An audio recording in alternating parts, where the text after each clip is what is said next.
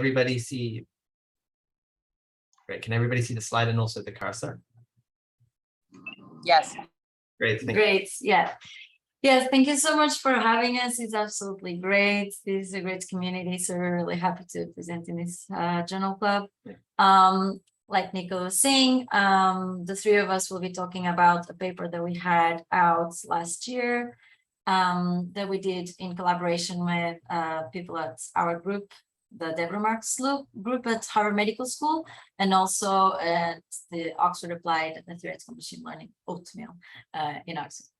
So the problem that we would like to talk today is that even though sequencing is becoming more and more ubiquitous and cheaper, it's becoming more and more used in the clinic, both for preventive care and diagnostic care. But the reality is that what we know about the clinical implication of human genetic variation is still very much in the beginning, very much in its infancy. Just to give you kind of an idea of the numbers, and this is, even if we just look at missense variants, which is kind of like a tiny slither of the whole possible world of human variants, even on that small slither of variation, what we know is very little. So looking at NOMAD, there's about 4.8 million missense variants, and of those, less than 2% have any type of clinical interpretation in the environment. And our current knowledge is not only extremely sparse, but it's also extremely biased, both in terms of genes, because there are some genes that are much more studied than others, but also in terms of populations, because there's a huge bias to which populations get sequenced currently. Another way to look at this lack of knowledge, basically, it's to look at the diagnostic yield of sequencing efforts. For example, in rare severe disease, where you would expect that sequencing would be easier or more easily would lead towards a genetic diagnostic, the percentage of people that get a diagnostic is still very low. So the 100,000 Genome Project is actually a super interesting project from the UK, where they were really trying to understand the impact that the sequencing has in providing a diagnosis for patients. And they found that less than 35% of patients expected to have monogenic cause disease get a diagnostic. And obviously the number is much lower for patients that are expected to have complex causes. And the situation is much worse for common disease. For example, in Alzheimer's, there is predicted heritability by looking at twin studies of 60 to 80%, depending on the studies. So quite high heritability. But what we know currently only explains about 30% of this heritability. So there's a lot that we still don't know about the genetic causes driving disease. Currently, association of variation with disease has been done by combining different sources of evidence and try to build sort of like confidence and evidence towards the classification of some variant as pathogenic or not. One of the most important elements so far for interpreting genetic variants has been large sequencing efforts, both of like families of patients and also just like horizontal population sequencing efforts like UK Biobank. They've been hugely impactful in the last decades, but they are obviously quite limited by the sample size, and they are also subject to population biases like I was just describing earlier.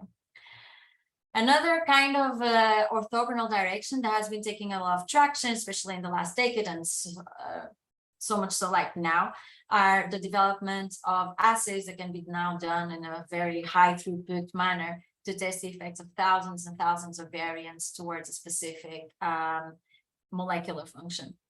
And this is really helpful to try to get a certain sense of like the molecular properties that are driving a particular function, but they are very like time consuming and costly, even though they are very high throughput assays now. And also, one of the big problems with this approach is that you kind of need to have an assay that maps to the disease phenotype that you have that you're trying to probe, which is not always very easy to do.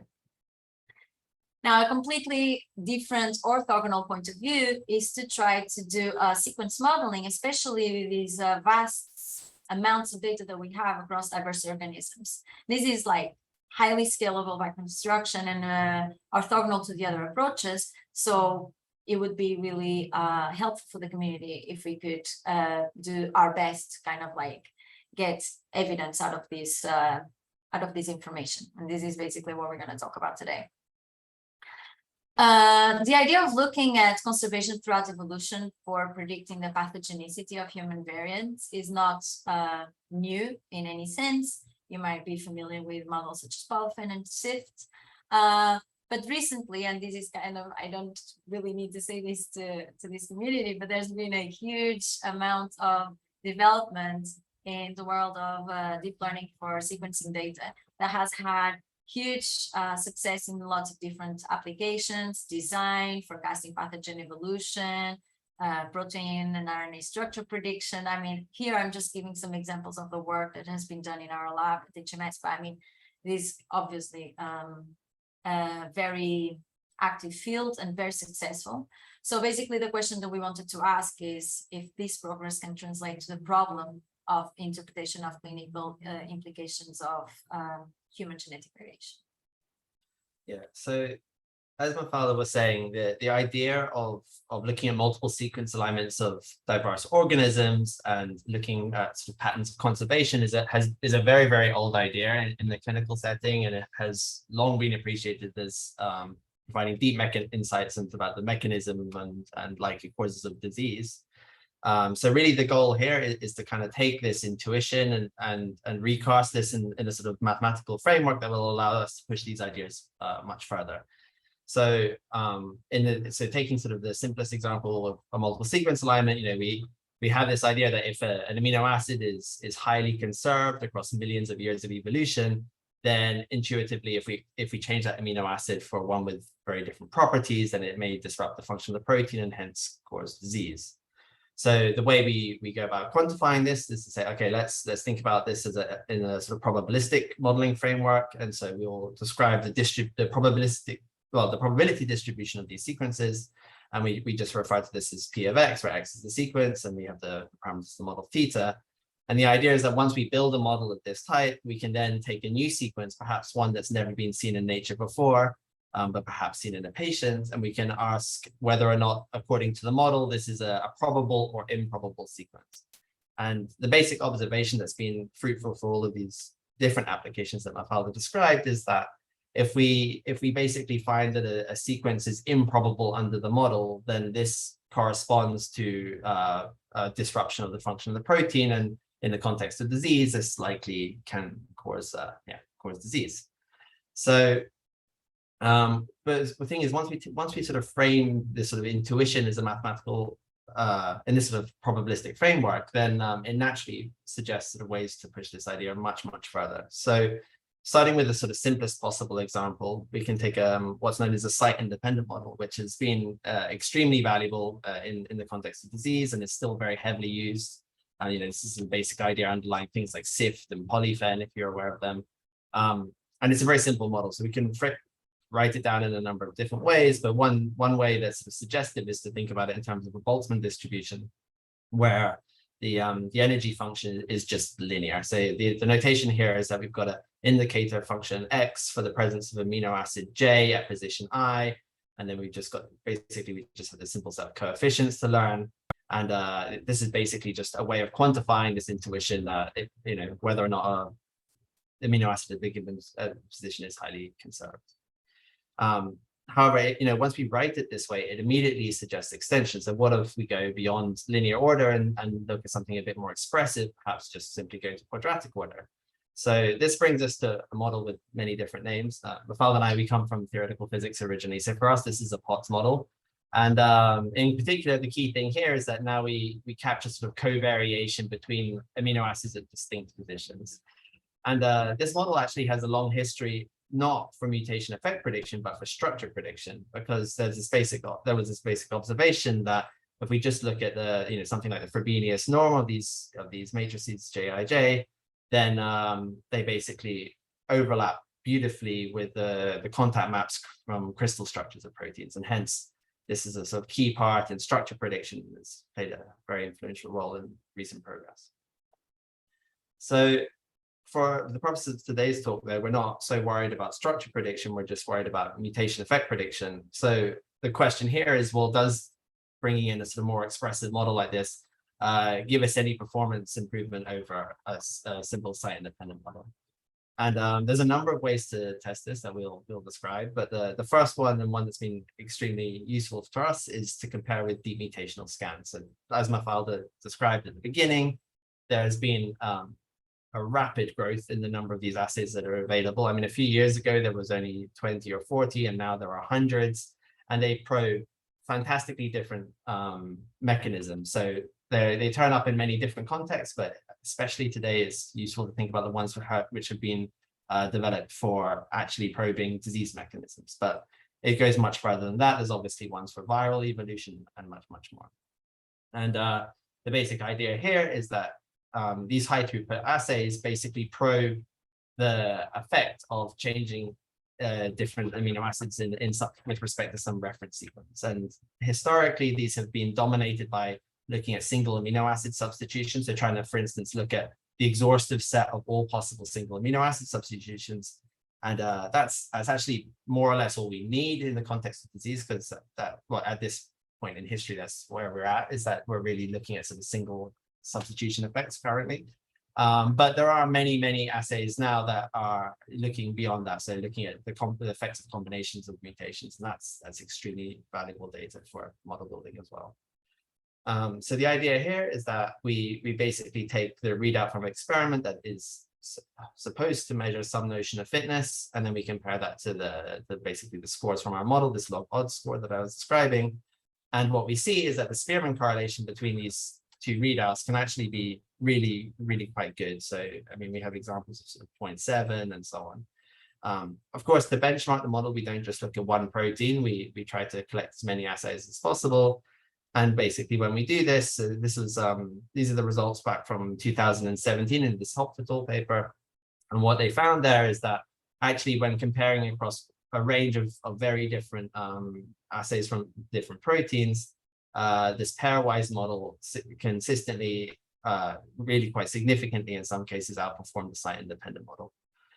So this is something that I think has had a fairly profound impact on the sort of direction of research in Debbie Marks's lab and our lab going forwards, is that that basically moving from these simple site-independent models to more expressive models seems to have been very fruitful. So what a lot of the work entails these days is to take this idea and push it even further. So in the context of specific applications, moving towards more sort of deep learning type methods and seeing what types of methods will allow us to address more specific questions. And I think that's a big part of what the lab does these days, is develop methods for various distinct downstream applications.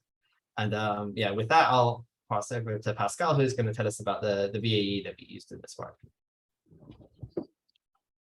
Right, and so as a generalization of the types of models that Johnny was just presenting, we considered going to the next level, that is to learn a model that would model the entire protein with that would embed the entire protein in a latent space to capture complex dependencies across positions across the entire sequence, as opposed to just pairs of positions. And so to that end, we turn towards this this architecture, which is, if you're familiar with variational and autoencoders, should looks pretty familiar to you. There's a couple of variations to this like the standard VAE architecture. The first, like the main one, being that we model that we put a distribution over the parameters of the decoder. And so we estimate we have these global parameters that we have to estimate when training the variational autoencoder, and so that slightly modifies the elbow term. So the elbow being this lower bound to the marginal likelihood that you would want to maximize, to optimize your parameters. you modify it in a couple of ways. So at the center of the equation, you might be recognizing the standard elbow for a vanilla VAE.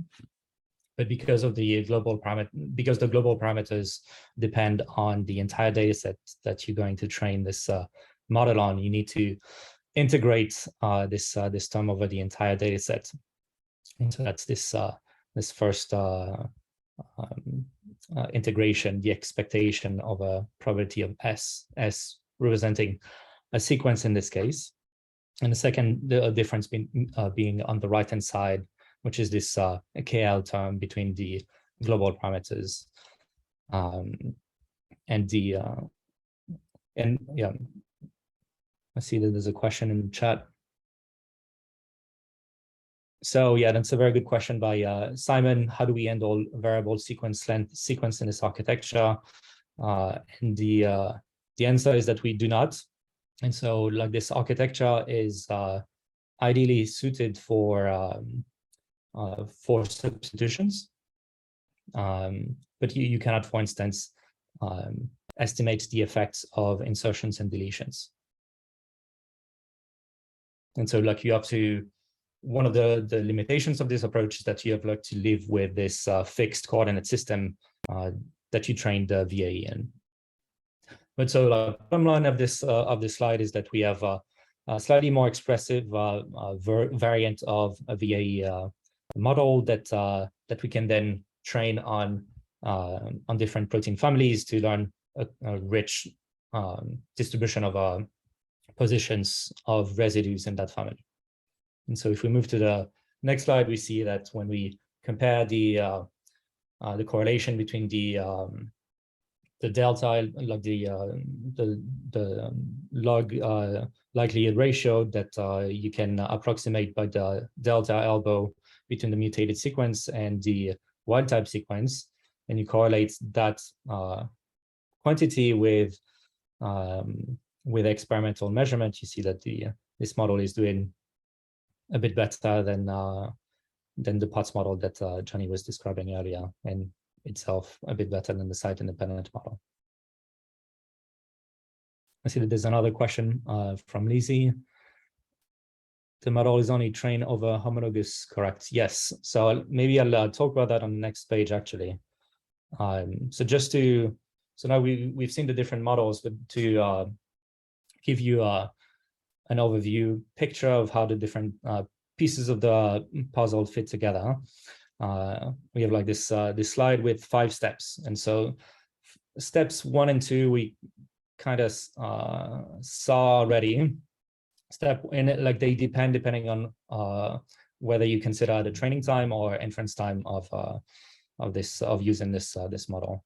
But so at training time, what you want to do is to Lizzie's question, you want to train this model on a set of homologous sequences that you typically obtain with a multiple sequence alignment, and that will constitute the training data for a particular protein. And you train your variational autoencoder on this set. So like in terms of data processing, so you have several steps to pre-process the multiple sequence alignment. We can talk about that a bit later in the interest of time. Once you have pre-processed that MSA, you one-hot encode all of the sequences to have like this fixed coordinate system that I was talking about earlier. And the training data is constituted by this set of homologous sequences that you obtain with the MSA. That's at training time. And at inference time, you simply create similar one-hot encoding for all of the mutated sequences that you want to evaluate your model on. So that's step 1 and 2. So step 2 being the model that I was just describing a few minutes earlier. Once you have trained your VAE, you would typically extract this evolutionary index measure, which is in step 3. I'll talk about that in more details on the next page. But that's a quantification of whether the mutated sequence is likely under the distribution that was learned by the model that you've trained on the MSA. And once you have that, then you want to separate the different mutated sequences into 2 groups. The group that will be likely leading to pathogenic variants, and the ones that will correspond to the benign variants. The way we've done this, we wanted to have this fully unsupervised approach to the entire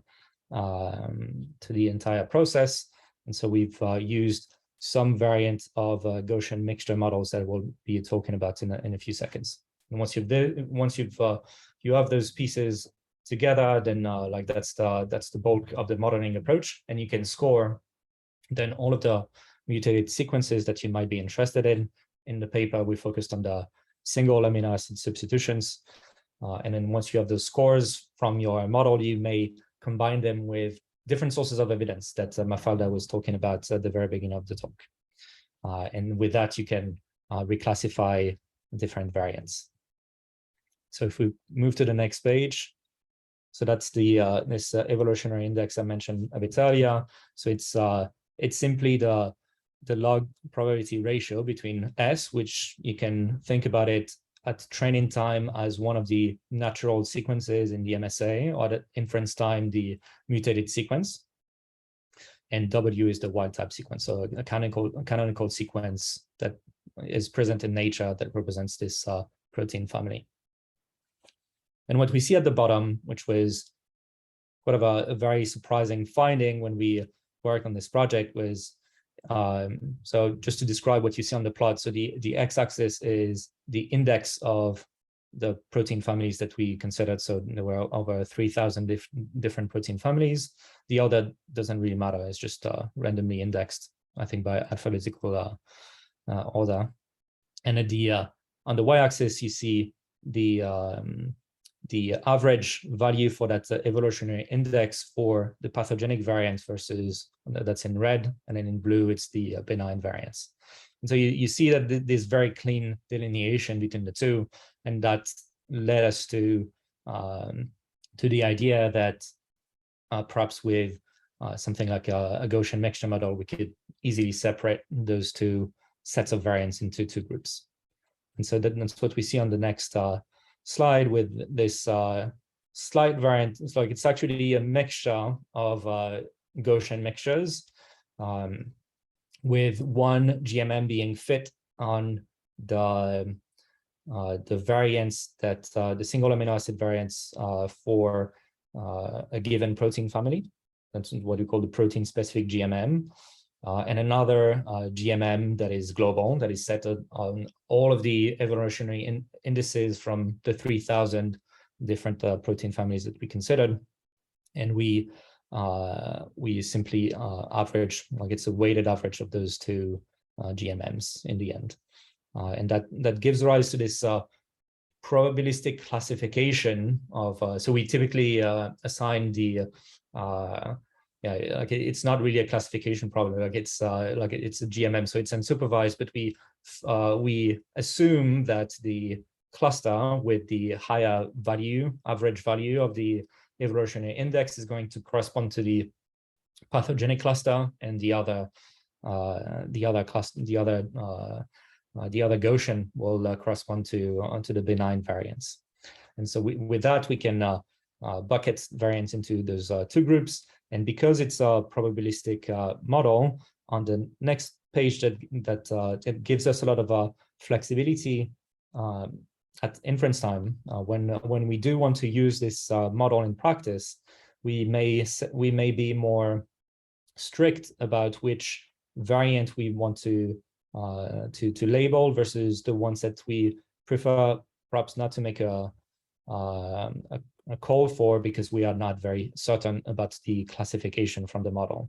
And so that's what we see on the left diagram, where we have this plot that shows the accuracy as a function of the proportion of variants that you keep in your set. So it's the easier way to read this diagram is from the right-hand side. So when you keep all of the variants, so you don't have anything, like you don't remove any protein based on this uncertainty threshold. And so at this level, you have a certain level of accuracy, that is what it is.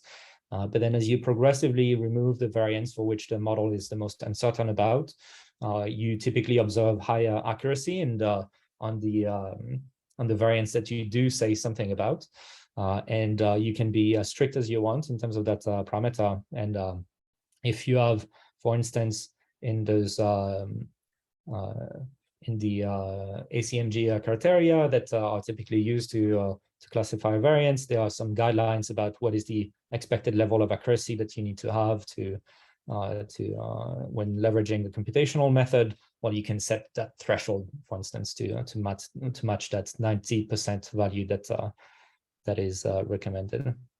And so when we do this, so we have this nice plot here where we have what is known in the current situation with a very, Mafalda mentioned that at the very beginning, there's a very sparse number of variants that are actually labeled, and there's a large proportion of variants that are of unknown significance. And if we use the process that I was just presenting, and then you assign the different variants based on what the model thinks, you have this split of pathogenic and benign, and a proportion of uncertain that corresponds to this 90% accuracy threshold. And sorry, we were muted. Yeah. Okay, so what we've basically seen is two ways of benchmarking our model. So Mafalda, well, actually, I mentioned benchmarking against deep mutational scans before. And then when Pascal was describing accuracy, that was with regard to clinical labels. So a natural thing to do is to benchmark our method against other methods that have been used for variant interpretation in the clinical setting in the past. And so the notation here is that if the circle is filled, then these are unsupervised models. So models very similar to ours in that sense. And if it's an open circle, then these are models that are supervised and have been trained using these clinical labels. And for various reasons, we couldn't get the original test train splits for these models, which means that there's a fairly terrible form of circularity in this benchmark, in the sense that we're testing these models on the training set. So for us, it was a very nice surprise, actually, that we could outperform even the supervised methods on this benchmark. When we came into this project, this is certainly not something we were expecting to do at all. Basically, our reasoning was that because of the way variant annotation proceeds with combining these different orthogonal sources of evidence, that it would be a valuable contribution to just revisit the idea of conservation across diverse organisms and think of that as just an independent, clean source of evidence from these other sources. And this, if you start using supervised methods or meta predictors, and that complicates this process. So we felt that just having a fairly good supervised method would already be a good contribution. So it was a very nice surprise for us to actually see that even on this benchmark, we can outperform the supervised methods. And then to try and introduce a sort of second, less circular benchmark, we use the deep mutational scans that we described before. Although we restrict to just the deep mutational scans that have been developed specifically for probing some disease mechanism. So they are in principle relevant to this particular task. The downside, of course, is that there's only a relatively small number of, I mean, here we're testing against thousands of proteins, and here we're comparing against tens of proteins, but with the plus side that we're comparing against hundreds of thousands of measurements. So pros and cons to both axes, but I think they're complementary as well. So it was very nice to see that we ultimately outperformed previous methods on both tests. So far we were talking about comparing our models against deep mutational scans, almost as if these assays were a ground truth. But the reality is that a lot of these assays have developed to try to predict the implication for disease of a given variant. So we can compare our performance at predicting pathogenicity against the performance of the assays at predicting pathogenicity. And this is basically what I'm trying to show here. So this is for P53, which is, you probably heard of it, is a gene very important for a lot of cancers. And here are the results for the model, and here are the results for the experiment from Giacomelli et al. And here on the x-axis is just position along the sequence of this gene. Red dots are what is currently known to be pathogenic in this gene, all variants that are known to be pathogenic, and blue are all the variants that are known to be benign. And all of the crosses are all of the variants that have already been seen in the UK Biobank or normal in people, but for which there's absolutely no known interpretation currently. So it kind of like gives you a notion of what is there to be discovered in even in this super well-studied gene. And when you look at the AUCs here, you see that the model does slightly better than the experiment.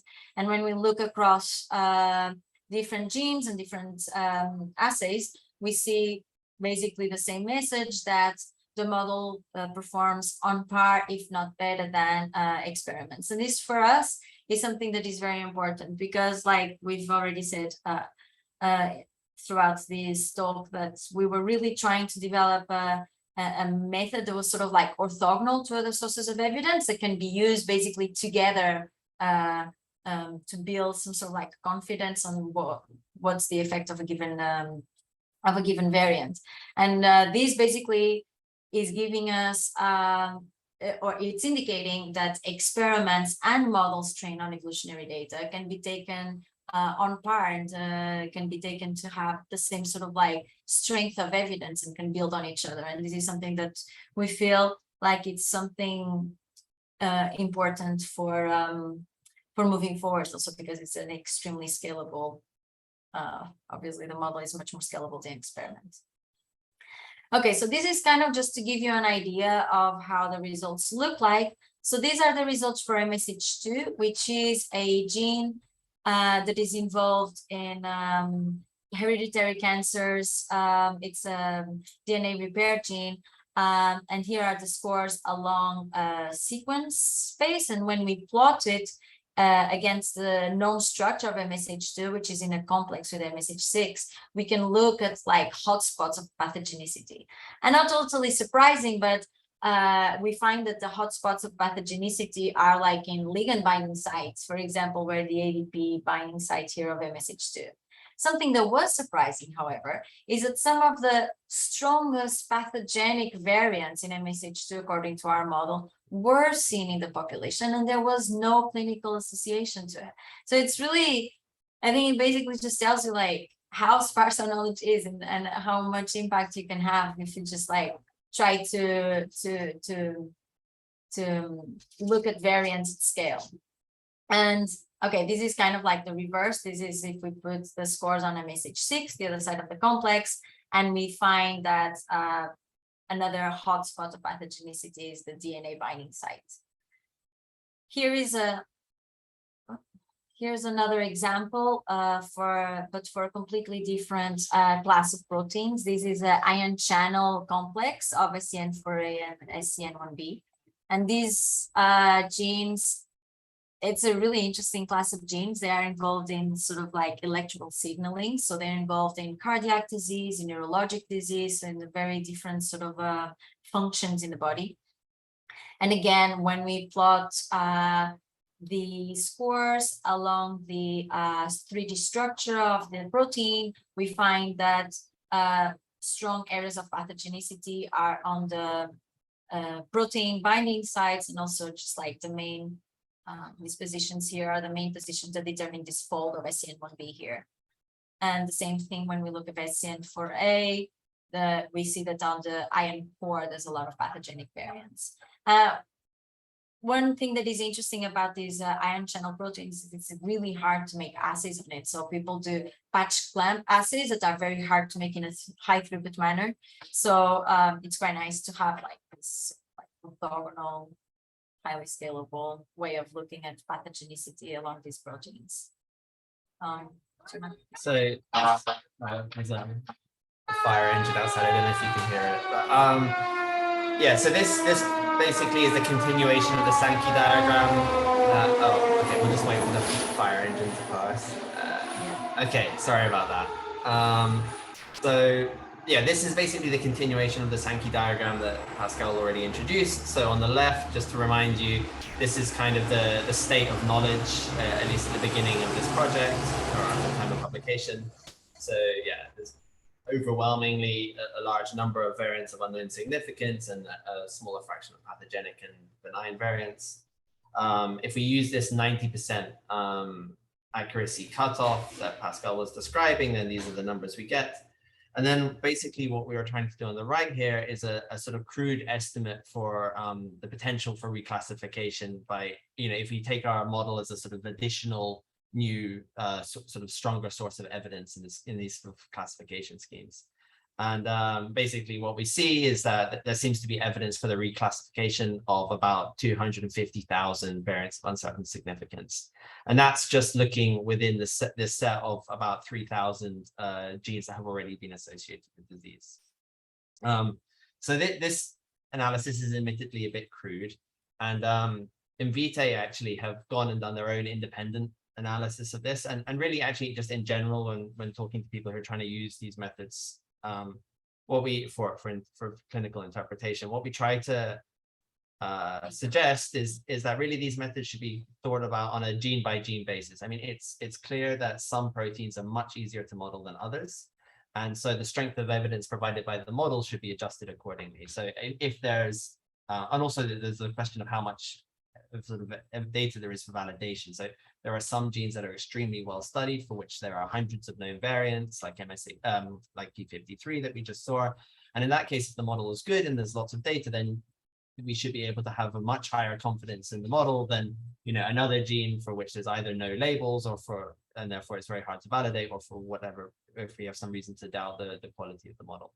There's also, sorry, can I just say, there's also even a third axis, right? So Pascal was talking about how to set the threshold of our uncertain predictions, the one that we feel less confident about. And basically for these plots, we just took we want globally to have an accuracy of 90%. But of course, also that can be done on a gene by gene basis, and should be done in a gene by gene basis, because your desires on like the precision recall, like how you feel about having false positives or false negatives depend on which disease this gene is associated with and which type of clinical actions are required. If you are, one thing is to say you should do more mammograms, another thing is to say you should put a pacemaker, and you feel differently about having false positives according to the actions that you want to have regarding to the gene. So yeah, like Johnny was saying, we really feel like the good practice should be to take this in a gene by gene basis rather than just sort of like cruder overall statements like we did. So this is basically what Invitae have been doing in their own independent analysis of the model, and it seems like they get quite favorable results actually. So they've now gone on to support the training of models for the rest of the human proteome. And I think even with this initial set, they anticipate that by including our model in their analysis pipeline, it affected the diagnosis of tens of thousands of patients last year. So yeah, it seems to be having the effect that we were hoping for all along. So finally, we made all of our results available on our website. Stay tuned, we're going to make a big update soon, so there'll be many more models coming soon, and also a nicer interface. And yeah, basically what you get at present, at least, is you have basically a gene specific page which shows these heat maps that we've been discussing, as well as these what's the state of what's known in their thresholds. We have a question in the thread about have we calculated gene specific thresholds? Yes, yeah, the thresholds are gene specific. So as Pascal described before, we have this mixture model that's a mixture of mixture models, and so there is an independently trained mixture model per gene, and that determines the thresholds. But this is an unsupervised cutoff. So if you're, I mean, in the case of Invitae's, the example I was giving in Invitae, they do something a bit different, which is what they do is they look on a gene by gene basis to see how many labels they already have, and they look to see how the accuracy changes as a function of the cutoff. And basically, if it's above, if this for the extreme scores, we're going to have a very high accuracy, and that's considered a stronger source of evidence than the intermediate score. So they do this score specific weighting of the evidence as well, which I think is a much better way to do it. But you have to evaluate the model case by case, and it depends crucially on how many labels already exist. So what we've provided is a gene dependent threshold, but it's fully unsupervised, which is useful as well, but it's yeah. So yeah, that basically brings us to the end. So basically, just to summarize, variant interpretation is sort of a megalomanous task, and is to overcome this challenge is going to require multiple highly scalable sources of evidence. And really the goal of this work was to kind of revisit the old idea of using conservation across diverse species as a source of evidence. And basically what we find is that when we look at this sort of through the lens of recent developments in unsupervised learning, it seems like this data combined with this sort of modeling strategy provides really quite a compelling evidence for variant interpretation.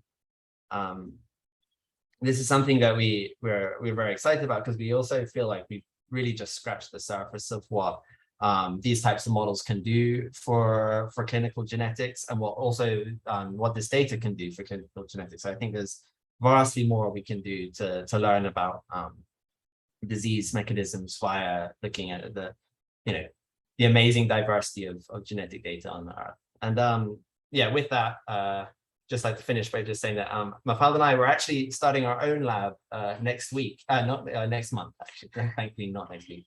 And yeah, it's in CRG in Barcelona. And yeah, if you're interested in joining us, then please do get in contact. Thanks. Thank you.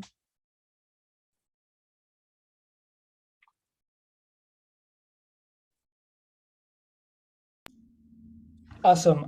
Thank you so much for the talk. Amazing one. Maybe we can go ahead and see if people, if anyone wants to ask any questions. I would love to. The model's obviously sensitive to the canonical label, and those canonical sequences are based on relatively small data sets. Are you guys concerned about this at all? By canonical, yeah, so basically what we try to do is build an independent model for each coding region of interest. So right now we've got sort of one for each canonical choice of isoform. So we're up to about 18,000, for instance, now. But just to clarify, the model is not trained on in any sense on any labels. No, but it's not trained on it, but it's a distance measure against and the distances versus the canonical sequence, no? When you get to the pathogenic label. Oh, right, yes. Well, sort of. So I mean, the way the model works is that we build a multiple sequence alignment per sequence of interest. And yeah, the reference sequence will tend to be in some loose sense typical within that distribution. Is that really what I'm not sure I'm asking your question there. Yeah, I'm asking if, are you empirically choosing the typical sequence, or are you using the canonical label, as a source from, say, Uniprot, which a lot of those are, let's say, somewhat arbitrary? Ah, right. So we try to use the, okay, it's a bit fiddly, but we more or less try to use the largest isoform for that equation. Yeah. Okay, thanks. And I think like the rest of the model training only depends on that choice through the construction of the multiple sequence alignment. After that, like like it's very plausible that if you were to choose a slightly different canonical sequence to extract your MSA, you would end up with pretty much the same set of homologous sequences, and as a result, the same set of model parameters and the same scores in the end. Yeah. And I wanted to, sorry, when I earlier I responded to the first half of your question, I don't think I did justice to the second half on why only within families versus all of our proteins, because that's something that came up when developing this model. So like the constraint of this architecture that we presented is that the encoder and the decoder being multi-layer perceptron, we have this fixed coordinate system. You may consider other architectures still within the VAE family, where, for instance, you could use an RNN, like any flavor of RNN, where you could handle varying length sequences. And that would be certainly a way to not only address Simon's question earlier, but also to train across different protein families. We thought quite a bit about this, and we landed on a slightly different architecture with transformers to train across families. That's a different paper called Transception, and we see that there's some clear benefits to each approach, and they like each approach. So the protein-specific approach and the approach that train across families, they look at the problem from a slightly different angle, and when you ensample them, you get actually very strong results.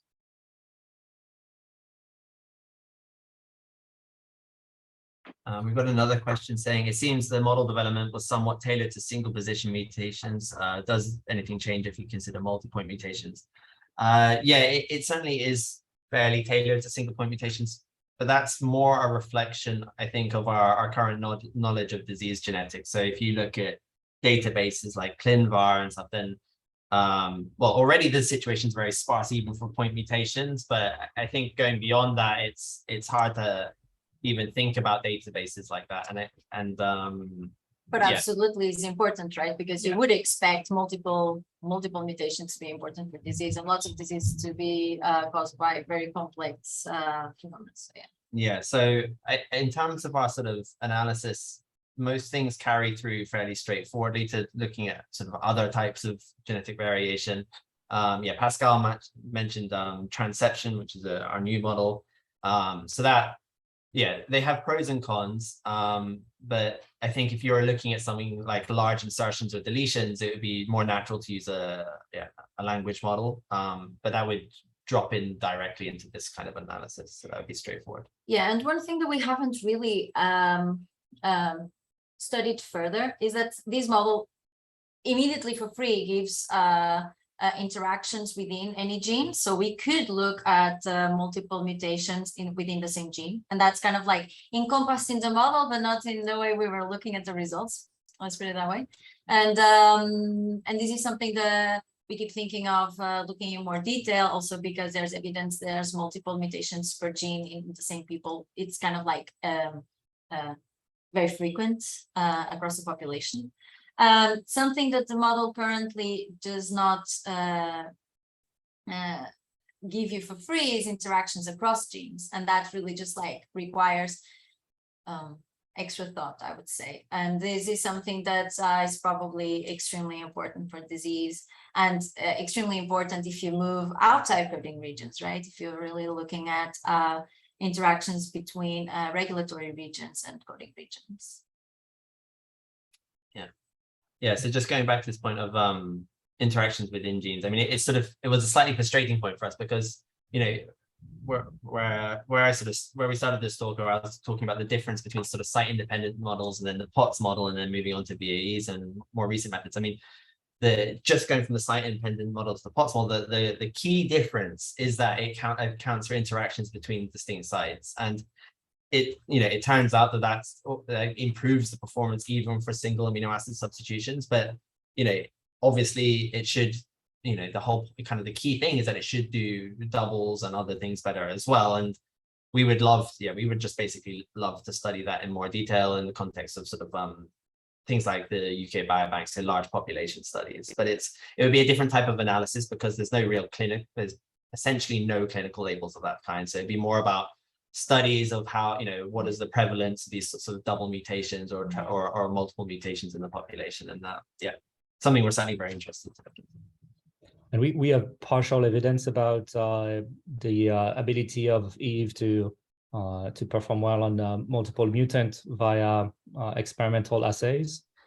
And so for instance, we recently released the protein gene benchmarks in which we have large collections of deep mutational scanning assays. Some of them include multiple points mutations. Yes. And there you can look at the performance of Eve relative to other mutation effect predictors. Yeah, so basically it's kind of like extending these type of data sets for benchmarking these type of models. And I believe some of these have multiples. We're gonna find them now.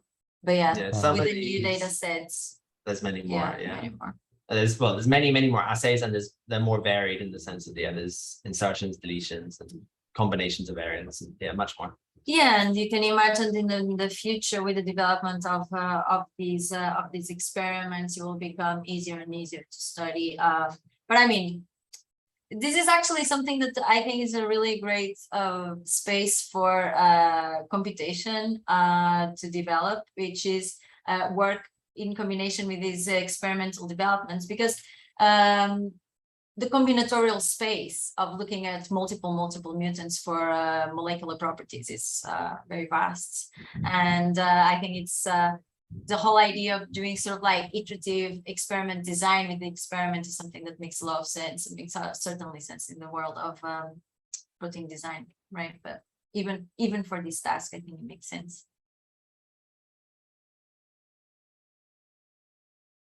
Do you have any more questions from the chat? No, I don't think so. I don't think so. We have a question from Mipomart over in the server who could not attend, but he sent me the question itself. He's asking whether you could comment on whether the weight for the trained models of Eve will be published. Yeah, we haven't hosted them anywhere yet, but they're certainly available. I think in the paper we said they were. Did we say they're available on request or something a bit satisfying like that? The thing is, it's an enormous data set, so it's if there's demand, we can try and host it. But otherwise, yeah, feel free to reach out. We're certainly happy to share. Especially now that we're basically gonna present results for effectively the whole human proteome, so about 17,000 proteins. So yeah. If you would like help in terms of getting the weights themselves hosted, I'm pretty sure we can help.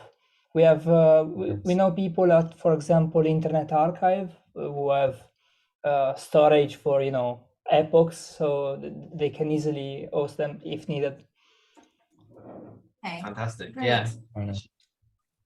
All right. Anyone else? Any questions? There's a question, how was the data set compiled? Which data set? Are we talking about the deep mutational scan data set or the clinical data set? Or the multiple sequence alignments? Or the multiple sequence alignments.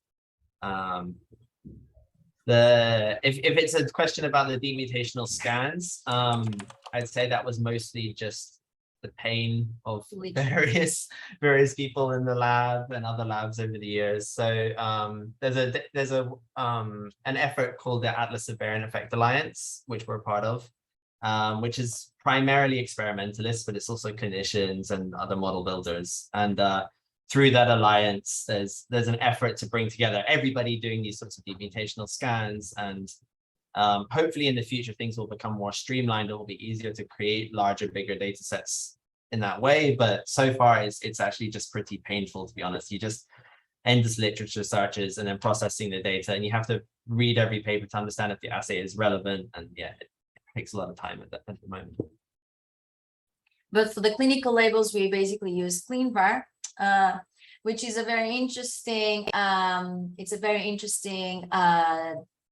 database in the sense that people can clinicians can put the variants that they believe are pathogenic into the website, and now they're trying to make it more and more sort of evidence-based. So now they have a system of stars. There's a star rating for how much evidence there is for the classification of a given variant as pathogenic or likely pathogenic. So it's also kind of like an interesting database. It's a very like human, if you see what I mean, like, because it's very grassroots in that sense. And beside that, for the multiple sequence alignments, we use UniRef. Yeah. So something to know about the clinical labels is that they're improving over time. So you can do things like filter by age of the variant, and age of entry in ClinVar, and our performance would improve and things like this. But we didn't publish that sort of analysis, but yeah, the quality is very varied, and this star rating has helped tremendously.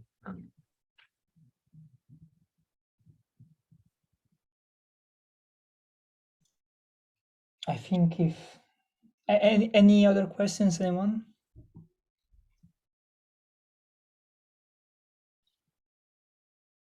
All right, I think we can call it here. Thank you so much for joining us today. Seriously, I will get actually, let me stop the recording.